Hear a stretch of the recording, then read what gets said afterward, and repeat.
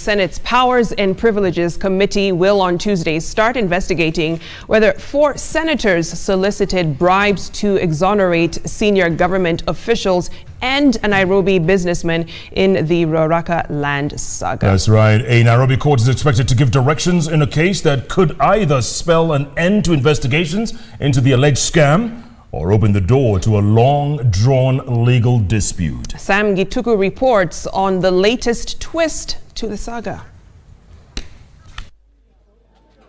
The County Public Accounts and Investments Committee, headed by Homa Bay Senator Moses Kajwang, passed a resolution that senior government officials, including CS Fred Matiang'i and Education PS Belio Kipsang, be investigated for their role in the approval and payment of 1.5 billion shillings to businessman Francis Mburu, who owns a company under whose name the land was believed to be registered.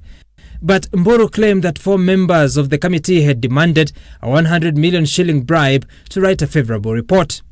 That claim has now reached the Senate Powers and Privileges Committee that has been convened for Tuesday. The agenda to deliberate on the said allegations of impropriety in the Kajwang-led committee's inquiry.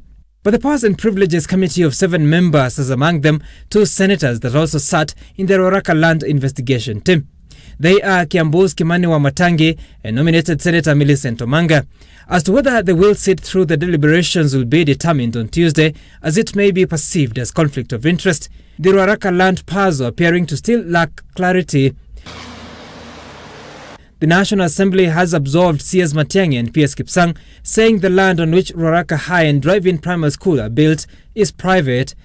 Their only problem was that the National Land Commission failed to secure title deeds for the 2 schools. The Ethics and Anti-Corruption Commission has been on the case for months. 2 of its reports have already been declined by the Director of Public Prosecutions, Nuruddin Haji, who ordered further investigations.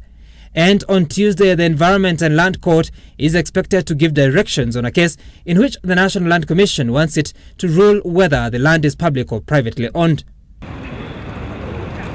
Whichever way the court rules will determine whether EACC and DPP can take any action, including the recommendations by the Senate to investigate CS Matiang'i, PS Kipsang, NLC Chair Mohamed Suzuri, among other senior government officials that had a role in processing the payment.